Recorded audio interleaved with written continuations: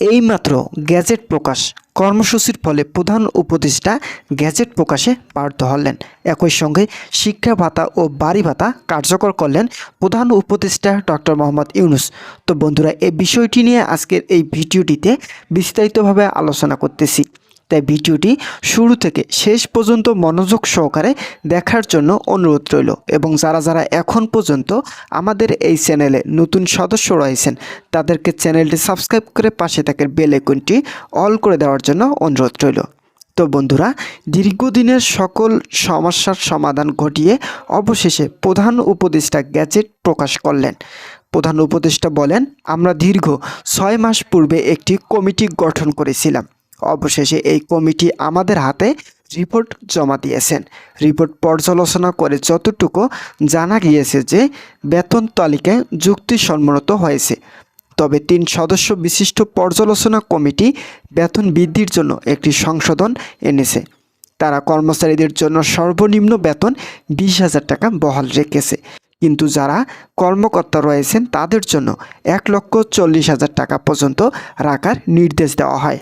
এতে করে সমতা থাকবে এবং কর্মকর্তা ও কর্মচারীদের মাঝে থাকা বৈষম্য দূর হবে। যেহেতু পে কমিশন সরাসরি কর্মকর্তাদের জন্য 1,60,000 টাকা পর্যন্ত বেতন বৃদ্ধির সিদ্ধান্ত জানিয়েছেন, অবশেষে তা বাতিল করে 1,40,000 টাকা খুবই যৌক্তিক সিদ্ধান্ত বলে মন্তব্য করেন সংশ্লিষ্ট কর্তৃপক্ষ। তো বন্ধুরা, ভিডিওটি চলাকালীন সময় এখন পর্যন্ত যারা যারা আমাদের এই চ্যানেলে নতুন সদস্য রয়েছেন তাদেরকে চ্যানেলটি সাবস্ক্রাইব করে পাশে থাকা বেল আইকনটি অল করে দেওয়ার জন্য অনুরোধ রইল। তো বন্ধুরা, পে কমিশনের একাধিক সদস্য নিশ্চিত করেছেন আজ রাতে গ্যাজেট প্রকাশ করা হবে। যেহেতু কর্মচারীরা প্রবল আন্দোলন চালিয়ে যাচ্ছেন, তাই কোনোভাবেই বেতন বৃদ্ধির বিষয়টি হেরফের করা উচিত নয়। সামনে নির্বাচন থাকায় পরবর্তী এই বিষয়গুলো জটিল আকার ধারণ করতে পারে। আমাদের উচিত হবে অন্তর্বর্তীকালীন সময়ের মধ্যে একটি নতুন গ্যাজেট প্রকাশ করে সরকারি চাকরিজীবীদের আর্থিক অবস্থান শক্ত করা প্রয়োজন। প্রধান উপদেষ্টা বলেন, বর্তমান বাংলাদেশের রাজস্ব খাতভুক্ত 14 লক্ষ সরকারি চাকরিজীবী আছে, কিন্তু আধা সরকারি স্বায়ত্তশাসিত প্রতিষ্ঠান ও অন্যান্য প্রতিষ্ঠান মিলে প্রায় 22 লক্ষ সরকারি চাকরিজীবী আছে।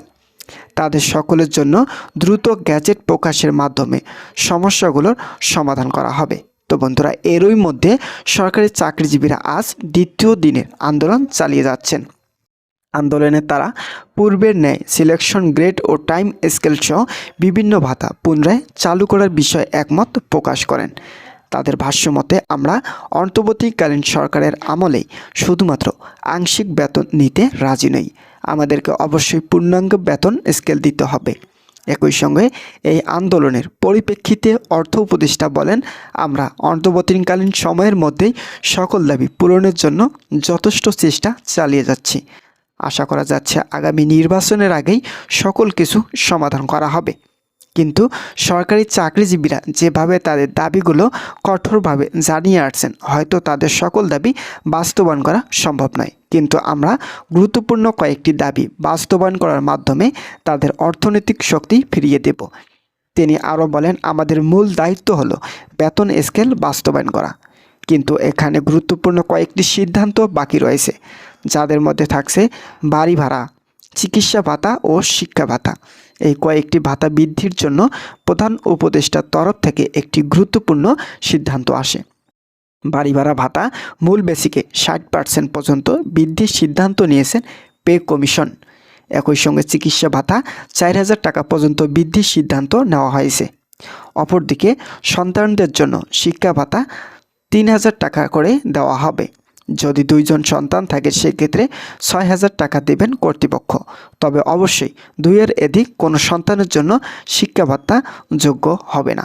তো বন্ধুরা, যারা যারা সরকারি চাকরিজীবী এবং কর্মচারী রয়েছেন তাদের জন্য শুভকামনা রইল। তারা পরবর্তী নিয়মিত আপডেট পেতে এখনই আমাদের এই চ্যানেলটি সাবস্ক্রাইব করে পাশে থেকে বেল আইকনটি অল করে রাখুন।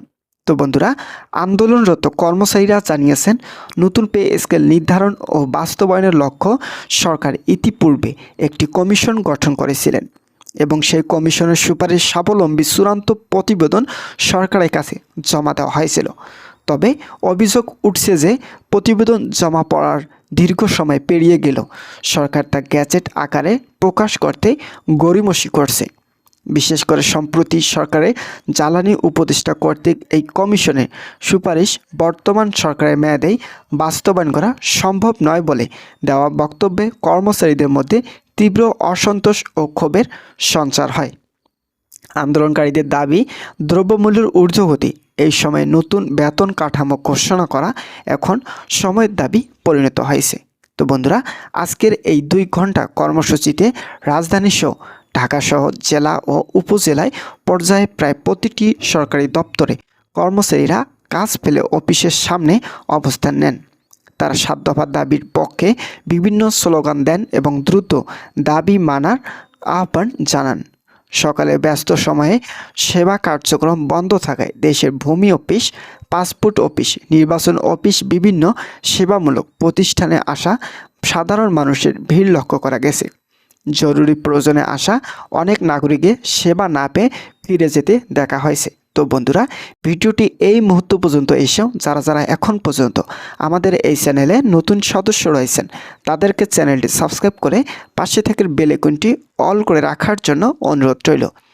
তো বন্ধুরা, এদিকে দেখা গেছে বাংলাদেশের সরকারি কর্মচারী দাবি আদায় ঐক্য পরিষদ কেন্দ্রীয় নেতৃবৃন্দ জানিয়েছেন গত 30 তারিখ এক বিশেষ সভার মাধ্যমে 1 থেকে 3 ফেব্রুয়ারি পর্যন্ত টানা 3 দিন এই 2 ঘন্টার অবস্থান কর্মসূচি পালনের সিদ্ধান্ত নেওয়া হয়েছিল। তো বন্ধুরা, ইতিমধ্যে এই বিষয়টি নিয়ে আজকের এই ভিডিওটিতে বিস্তারিতভাবে আলোচনা করলাম। আশা করছি আজকের এই ভিডিওটি থেকে অনেক উপকৃত হয়েছেন। যদি কোনো ধরনের উপকৃত পেয়ে থাকেন তাহলে অবশ্যই আমাদের এই চ্যানেলটি সাবস্ক্রাইব করে পাশে থাকার বেল আইকনটি অল করে